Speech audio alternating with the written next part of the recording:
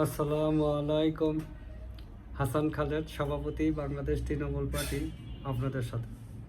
দর্শক শ্রোতা, আজকে কথা বলবো প্রধানমন্ত্রীর একটা বক্তব্যকে কেন্দ্র করে। প্রধানমন্ত্রী বলেছেন, তারেক রহমান বলেছেন, বিগত দুই সরকারের ব্যর্থতার কারণে এই টিকার সমস্যা, হামের টিকার সমস্যা হয়েছে।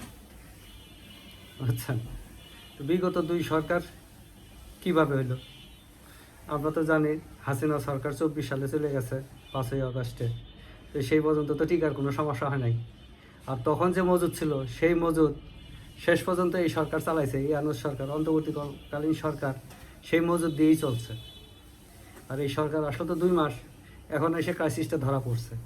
আচ্ছা ঠিক আছে, এই সরকারকে কোনোভাবে দায়ী করা যাবে না, এই সরকারকে যে টিকার যেটা হয়েছে। কিন্তু প্রধানমন্ত্রী কিভাবে ওই আওয়ামী লীগ সরকারকে দায়ী করলো?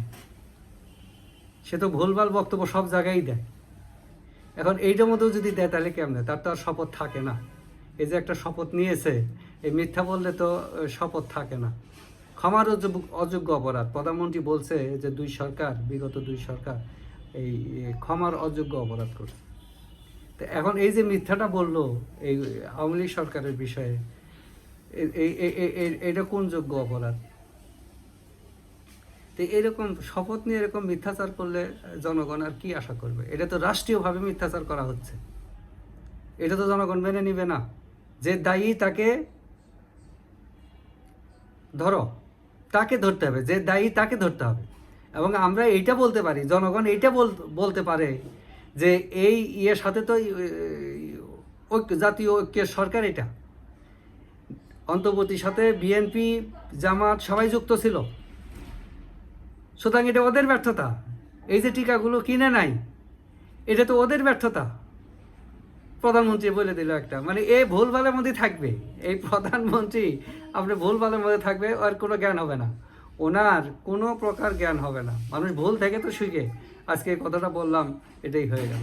কারণ এটা সোশ্যাল মিডিয়াতে আসছে না, এটা তো সোশ্যাল মিডিয়াতে আসছে যে আগের সরকার এই এই এই টিকাতে এটা ভ্যাকসিন হিরো ছিল, ভ্যাকসিন হিরো বাংলাদেশে ছিল, ভ্যাকসিন হিরো।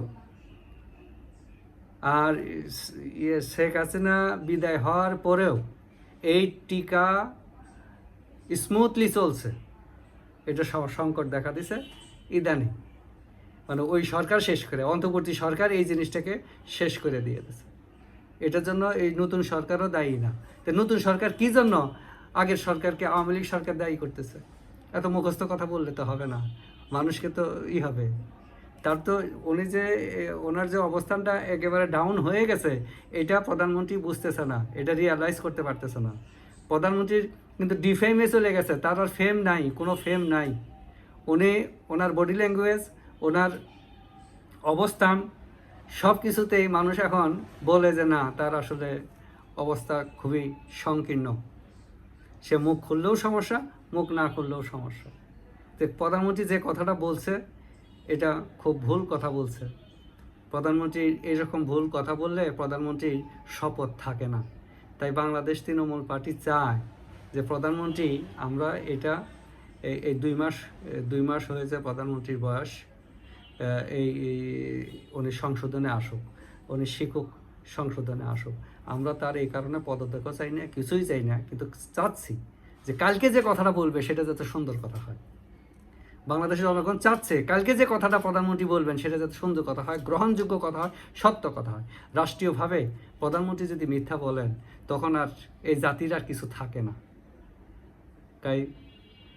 তাই বাংলাদেশ তৃণমূল পার্টি আশা করে প্রধানমন্ত্রী যাহা বলিবেন সত্য বলিবেন, সত্য বই মিথ্যা বলিবেন না।